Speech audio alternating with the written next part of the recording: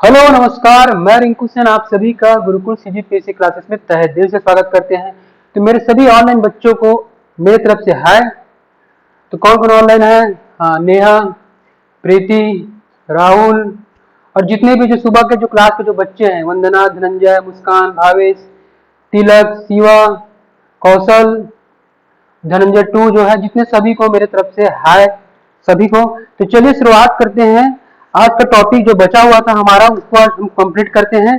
देखिए, आज का जो हमारा टॉपिक है वो है पाचन तंत्र। आखिरकार पाचन तंत्र होता क्या है? ह्यूमन बॉडी का पाचन तंत्र की पूरी प्रक्रिया को आज हम समझेंगे, याद करेंगे और कौन कौन से अंग को क्या क्या कहा जाता है उसको हम जानेंगे। देखिए, सबसे पहले हम समझते हैं कि भाई ये तंत्र क्या होता है। आपने सुना होगा प्रजातंत्र, लोकतंत्र, जनतंत्र, आपका कंप्यूटर का आपका जो तंत्र है वो आपका तंत्र हो गया। ये आखिरकार ये तंत्र होता क्या है? तंत्र का बेसिक सीधा सा फंडा है, सीधा सा वर्ड है कि समूह में एक दूसरे के साथ मिलकर काम करना। समूह में एक दूसरे के साथ मिलकर काम करना क्या कहलाता है? तंत्र कहलाता है। कंप्यूटर का पार्ट को आप देखना, कंप्यूटर का पार्ट आपको क्या रहता है? सभी पार्ट मिलकर काम करते हैं। हमारे ह्यूमन बॉडी का पार्ट, फेफड़ा हो से लेकर आपका लीवर, किडनी, सभी जो जितने भी पार्ट हैं सब मिलजुल कर साथ में काम करते हैं। तो उसको हम क्या कहते हैं? तंत्र कहते हैं। कोई पूछेगा सामने वाला तंत्र क्या होता है? एक दूसरे से मिलकर समूह में काम करना तंत्र कहलाता है। अब हम बात करते हैं पाचन कि भाई पाचन क्या है, पाचन की क्रिया क्या है इसकी डिफिनेशन, क्या है इसकी परिभाषा। देखिए, पाचन क्या होता है? पाचन एक भौतिक, रासायनिक और जैविक प्रक्रिया है। पाचन क्या है? आपका एक भौतिक, जैविक, रासायनिक प्रक्रिया है। जैसे कि हम भोजन को दांत के माध्यम से क्या कर रहे हैं? तोड़ रहे हैं, पीस रहे हैं, वो आपका क्या भौतिक प्रक्रिया हो गया। उसी प्रकार से रासायनिक प्रक्रिया, उस भोजन को हम क्या कर रहे हैं? चिपचिपा तरल बना रहे हैं, वो आपका रासायनिक प्रक्रिया। और इस पूरी प्रक्रिया जो कंप्लीट हो रहा है वो आपको क्या कहा जाता है? जैविक प्रक्रिया आपको कहला रहा है। तो पाचन किसे कहा जाएगा? जैसे कि हम जो भोजन, जो भोज्य पदार्थ है, जो जटिल भोज्य पदार्थ, जो कार्बनिक पदार्थ। देखिए भाई, दो प्रकार के पदार्थ होते हैं जैविक रूप पर। एक आपका होता है कार्बनिक पदार्थ, दूसरा होता है अकार्बनिक पदार्थ। कार्बनिक पदार्थ जैसे कि आपका हो गया प्रोटीन हो गया, जैसे कि आपका प्रोटीन हो गया, कार्बोहाइड्रेट हो गया और आपका हो गया वसा हो गया। प्रोटीन, कार्बोहाइड्रेट, वसा जो अघुलनशील है, जो हमारे शरीर को अवशोषण तुरंत नहीं हो पाता है, ऐसे पदार्थ को पाचन की आवश्यकता पड़ता है। अगर वही दूसरी बात अगर हम बात करते हैं अकार्बनिक पदार्थ, अकार्बनिक पदार्थ किसको कहेंगे? ऐसे पदार्थ जो हमारे पेट में जाने से पहले ही, हमारे जीभ में जाने में ही वो क्या हो जाता है? घुलनशील हो जाता है।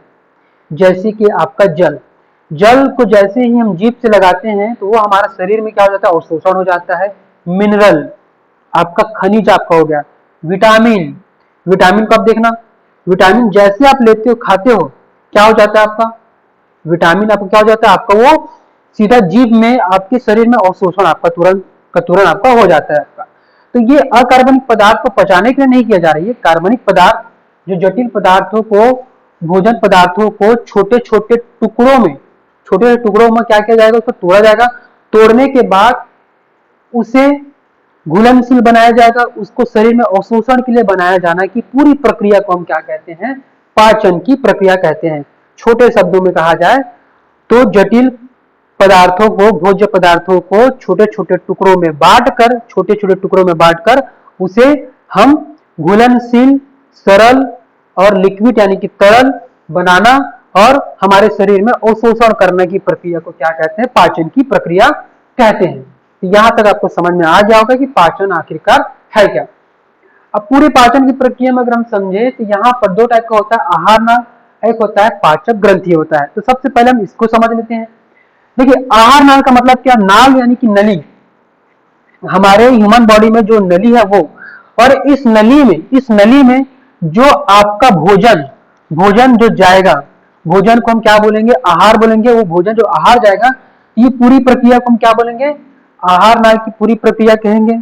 ये आहार नाल की प्रक्रिया कैसा होता है उसको हम जानेंगे। तो जैसे कि आपका मुख गुहा सबसे पहले आता है, मुख गुहा के बाद ग्रास नली, ग्रास नली के बाद आपका आता है अमाशय। अमाशय यानी कि हम बात कर रहे हैं पेट की बात कर रहे हैं भाई। पेट का ऊपरी जो भाग रहता है उसको बोलता है उदर बोला जाता है, और पेट के निचला जो भाग रहता है उसको बोलते हैं अमाशय। अमाशय के बाद इसको बोलते हैं छोटी आंत। देख रहे हो छोटी आंत, छोटी आंत भले नाम में छोटी आंत है लेकिन साइज में इसकी लंबाई बहुत बड़ा है, तो ये साइज में बहुत लंबा है, धोखा नहीं खाने का भैया, ठीक है। छोटी आंत, छोटी आंत जिसकी लंबाई 6 मीटर होता है, आपस सोचिए इतना लंबा होता है छोटी आंत। छोटी आंत के बाद ये आपका बड़ी आंत में जाता है भोजन, भोजन बड़ी आंत में जाने के बाद ये गुदा, गुदा के माध्यम से आपका भोजन मल बन के आपका निकल जाता है आपका। तो ये पूरी प्रक्रिया को याद कर लीजिए, बहुत सिंपल है। मुख गुहा, ग्रास नली, अमाशय, छोटी आंत, बड़ी आंत और गुदा।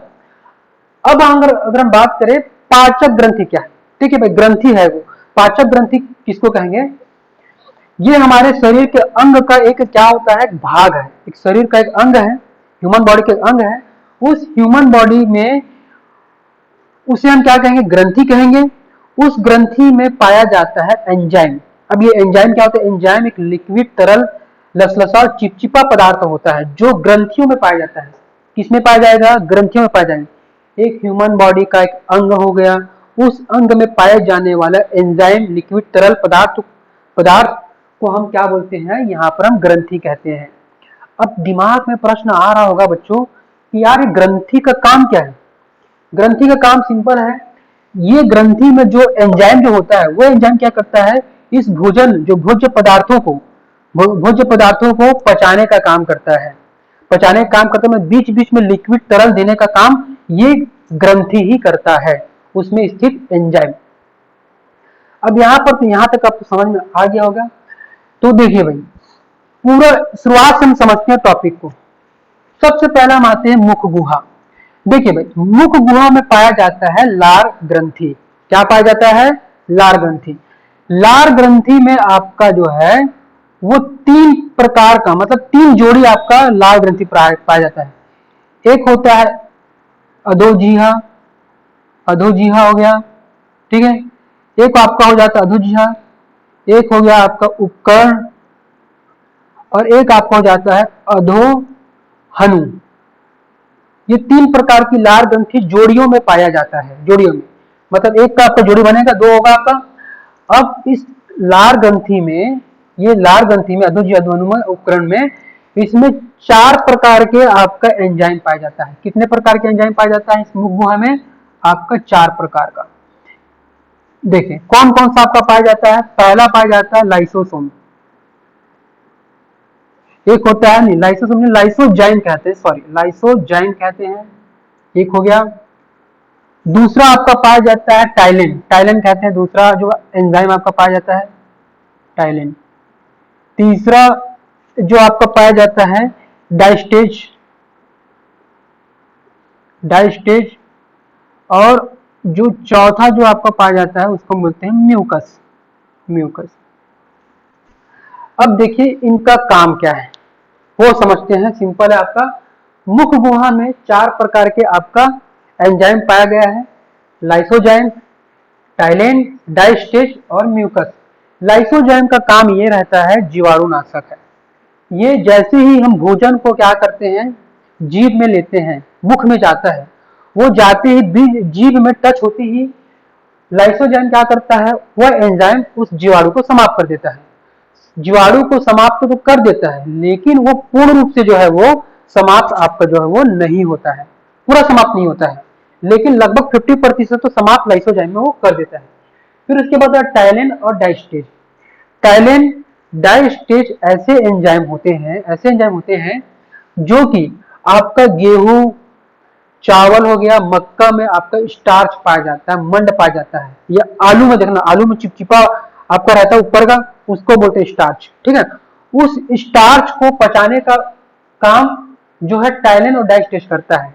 ये टाइलिन और डायस्टेज क्या करता है, वो स्टार्च, मंड, जो गेहूं, जो भी आपका चावल वाली चीज में आपको जो होता है, उसको क्या करता है, उसको शक्कर में बदलता है। शक्कर में आपको बदलता है, और शक्कर में बदलने के बाद वो उसको ग्लूकोज में आपका ये बदल देता है। ये टाइलिन डायस्टेज में पूरी प्रक्रिया होता है।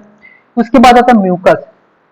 म्यूकस हमारे जीभ का बहुत ही इंपॉर्टेंट लिक्विड एंजाइम है। ये क्या करता है, भोजन को जो है चिपचिपा बनाता है, तरल, लसलसा बनाता है म्यूकस। तो याद रखिए लाइसोजाइम, जीवाणुनाशक टैलिन डाइस्टेट स्टार्च को शक्कर में ग्लूकोज में बदलने का काम, और म्यूकस क्या करता है, आपके भोजन को तरल और चिपचिपा आपका बनाता है। अब ये भोजन जो है ये मुख गुहा से होते हुए ये आपका जाएगा ग्रास नली में जाएगा। ग्रास नली में जाने के बाद इस भोजन को कहा जाता है बोलस कहा जाता है। क्या कहा जाता है, बोलस कहा जाता है। अब देखिए भोजन जो है आपके ग्रास नली में चला गया। ग्रास नली में जाने के बाद ये भोजन आपका एकदम से नली में आपका नहीं जाएगा। जैसे कोई पाइप में हम कुछ भी चीज को आपका किसी भी प्रकार की चीज को वस्तु को डालेंगे तो पाइप में आपका तुरंत जाएगा, लेकिन ग्रास नली में ऐसा नहीं होता। आपका ह्यूमन बॉडी का जो ग्रास नली होता है इसमें होता है क्या है, भोजन जो है वो धीरे धीरे जाता है, धीरे धीरे आराम से आपका जाते हैं। तभी बड़े बुजुर्ग कहे गए हैं कि भैया खाना खाओ तो आराम से खाओ, क्योंकि हमारा जो नली है ग्रास नली क्या है, वो आराम से भोजन को धीरे भेजता है, एकदम से नहीं भेजता है। हम कितना भी तेज गति से खा लें तो यहाँ पर ग्रास नली में जो धीरे धीरे जाने की जो प्रक्रिया, जो खाना जो जा रहा है धीरे प्रक्रिया, उसको बोला जाता है क्रमानुपूचन।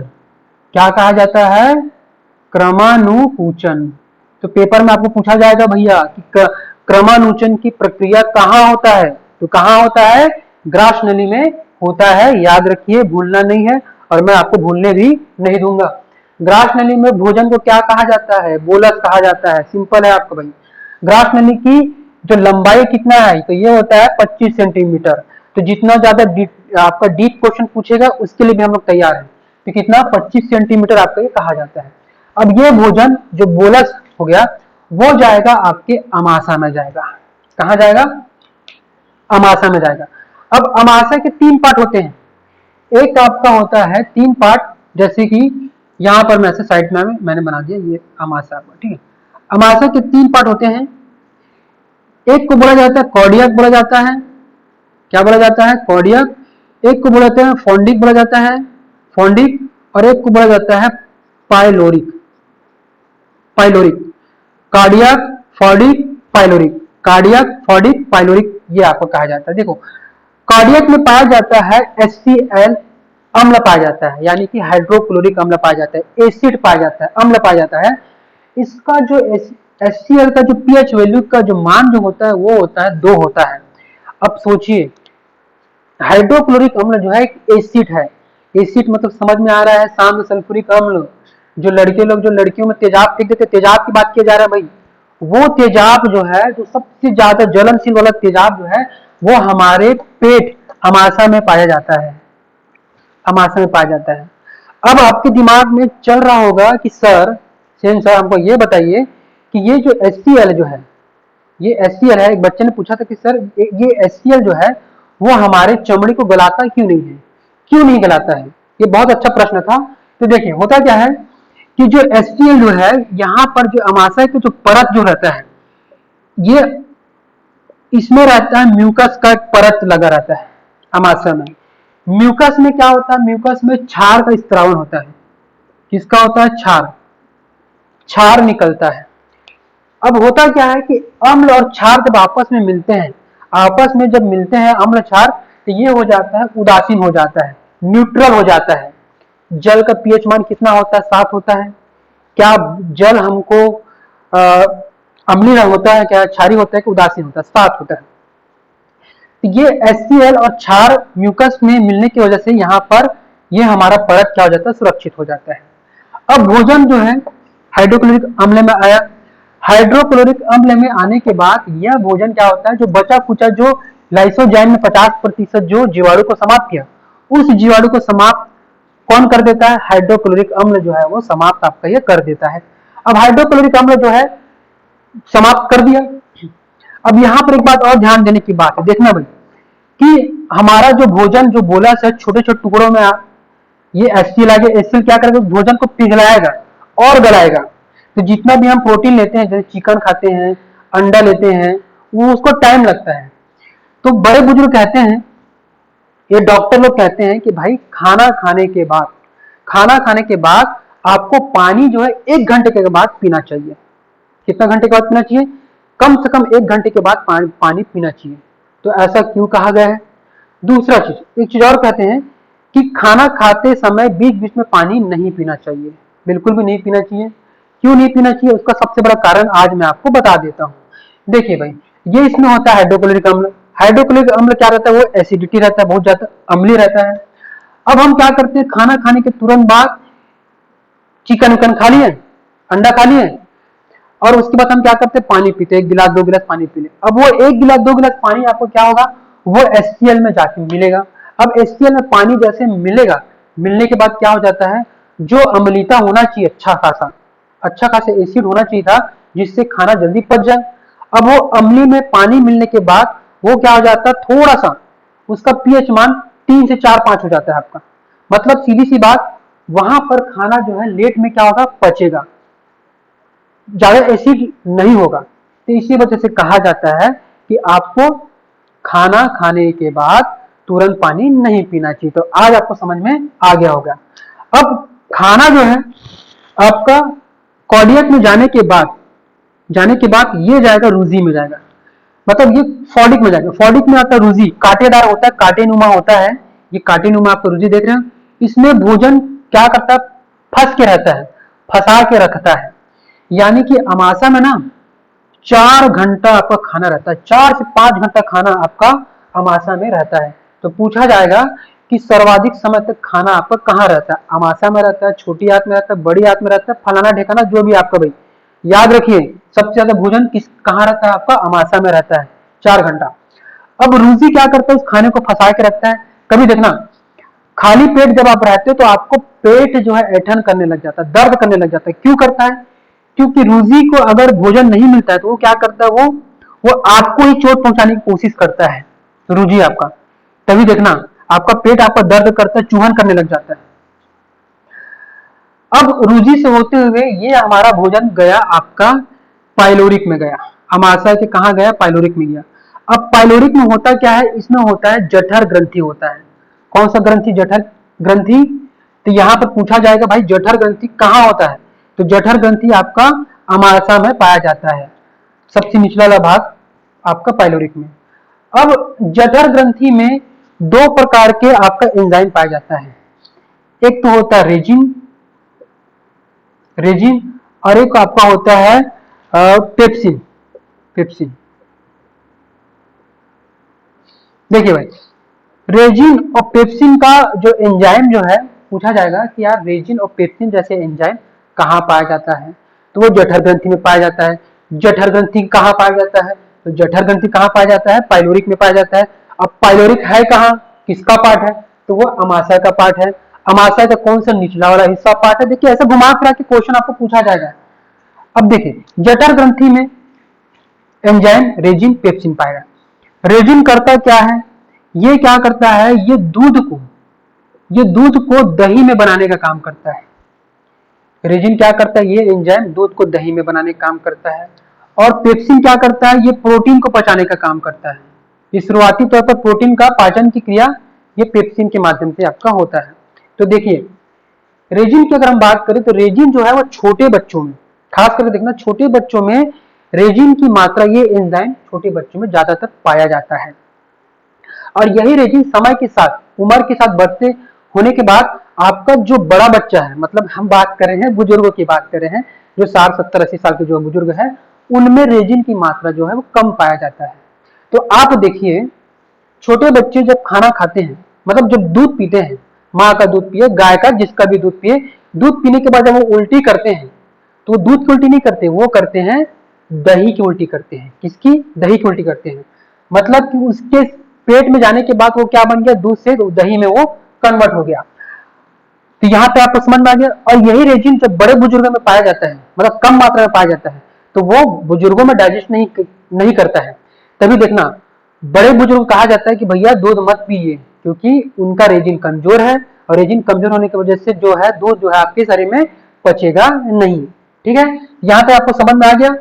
अब होता क्या है, अब ये भोजन जो है अमाशय में होते हुए, अब ये भोजन का ये कहलाता है काइम कहलाता है। क्या कहलाता है, काइम। पूछेगा भोजन अमाशय में कंप्लीट होने के बाद क्या कहलाता है, काइम कहलाता है।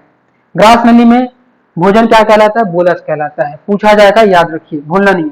अब भोजन जिसको हम काइम कहते हैं, ये काइम जो भोजन जो है, अब ये जाएगा कहाँ जाएगा? छोटी आंत में जाएगा। कहाँ जाएगा? छोटी आंत में जाएगा। अब देखिए भोजन अभी HCl से पूरा क्या है, वो मिल गया है, मिक्स हो गया है। अब ये भोजन अभी अम्लीय है। अब ये भोजन अगर छोटी आंत में जाएगा तो छोटी आंत को क्या कर देगा? डैमेज कर देगा। क्या कर देगा? छोटी आंत को डैमेज कर देगा। तो यहां पर भगवान ने एक ऐसा सिस्टम बनाया है, देखिए कि यार जो भोजन छोटी आंत में जाने से पहले इसको हमको क्या करना है? क्षारी करना है। क्या करना है? क्षारी करना है। अब क्षारी कैसा होगा? तो ये आपका लीवर ग्रंथि। क्या आपका है? लीवर ग्रंथि। देखिए लीवर ग्रंथि सबसे बड़ा ग्रंथि है। साइज में क्या सबसे बड़ा ग्रंथि है? पेपर में पूछा जाएगा कि सबसे बड़ा ग्रंथि कौन सा है, तो लीवर ग्रंथि है, भूलना नहीं है, लीवर ग्रंथि। लीवर ग्रंथि में क्या आपका क्रिएट होता है, बनता है? वो होता है पीताशय। क्या बनता है आपका? पीत बनता है, पीत। ये पीत जो है, ये पीत जो है नली के माध्यम से ये पिताशय में जाके जमा होता है। पिताशय में केवल और केवल क्या होता है आपके? पिताशय में जमा होता है। ये पीला कलर का रंग का होता है और इसका जो पीएच मान जो होता है वो होता है आपका 8 होता है आपका। ठीक। अब यहाँ पर ये पित्त नली के माध्यम से ये भोजन को क्या करता है, यानी कि काइम को क्या करता है? इसको बना देता है, क्षारी बना देता है। मतलब कि क्षारी और अम्ल आपका मिलने के बाद ये उदासीन हो जाता है, सॉरी उदासीन हो जाता है। अब भोजन उदासीन होने के बाद अब ये जा सकता है छोटी आंत में। अब छोटी आंत में जाने से पहले अब हम आते हैं अग्नाशय ग्रंथि में। देखिए भाई अग्नाशय ग्रंथि में, इस अग्नाशय ग्रंथि में टोटल वैसे तो 5 प्रकार के एंजाइम पाए जाते हैं अग्नाशय ग्रंथि में, लेकिन हम 3 को पढ़ते हैं। जैसे कि 3 प्रकार का आपका जो है इसमें एंजाइम पाए जाते हैं। एक होता है लाइपेज, एक होता है आपका लाइपेज हो गया, दूसरा हो गया एमाइलेज, और तीसरा जो हो गया आपका हो गया ट्रिप्सिन। ट्रिप्सिन। देखिए भाई होता क्या है, अग्नाशय ग्रंथि को पूर्ण पाचक ग्रंथि कहते हैं। याद रखिए पेपर में पूछा जाएगा अग्नाशय ग्रंथि को क्या कहा जाता है, तो अग्नाशय ग्रंथि को कहा जाता है पूर्ण पाचक ग्रंथि कहा जाता है। क्यों कहा जाता है? क्योंकि भोजन का जो अंतिम पड़ाव जो है वो अग्नाशय ग्रंथि से छोटी आंत में पूर्ण पाचन आपका होता है। अब अग्नाशय ग्रंथि जो है लाइपेज, एमाइलेज और ट्रिप्सिन जैसे, और इसके अलावा मालोस और फ्रुक्टोज जैसे भी और भी जो एंजाइम पाए जाते हैं। होता क्या है, जैसे कि लाइपेज, लाइपेज जो है वसा का क्या करता है? पाचन करता है, वसा का। एमाइलेज जो है वो होता है मंड का क्या करता है, जो है वो आपका पाचन करता है। और ट्रिप्सिन जो होता है वो प्रोटीन का पाचन करता है। तो पूछा जाएगा पेपर में कि भाई अग्नाशय ग्रंथि में कौन कौन से एंजाइम पाए जाते हैं, तो lipase, amylase, trypsin, fructose, maltose जैसे और भी 2 प्रकार के आपको पाए जाते हैं, 5 प्रकार के। लाइपेज क्या करता है? वसा का पाचन। एमाइलेज किसका? आपका मंड का करता है। और ट्रिप्सिन क्या करता है? प्रोटीन का करता है। समझ में आ गया? अब ये भोजन जो है छोटी आंत में चला गया। अब छोटी आंत में जाने के बाद यह भोजन, ध्यान समझिए, यह भोजन जो है, जो छोटी आंत का 3 पार्ट है, 3 भागों में बांटा गया है। डिडेनियम, ये हो गया डिडेनियम, ये हो गया जिजोनियम और ये हो गया इलियम। देखिए यहां से यहां तक डिडेनियम, इसके बाद जिजोनियम और इसके बाद होता है इलियम। देखिए डिडेनियम का काम ये रहता है कि भोजन को फैलाना। क्या होता है? ये भोजन को फैलाता है, नली में फैलाने का काम करता है। उसके बाद होता है जिजोनियम। जिजोनियम क्या करता है? इस भोजन को इलियम तक पहुंचाने का काम करता है। कहां तक पहुंचाने का काम करता है? इलियम तक पहुंचाने का काम करता है। और इलियम में जाते हुए पूरा छोटी आंत में भोजन पूर्ण रूप से पाचन आपका ये हो जाता है। और जो बचा खुचा आपका जो जीवाणु रहता है इसमें जाकर छोटी आंत में जाकर ये समाप्त हो जाता है।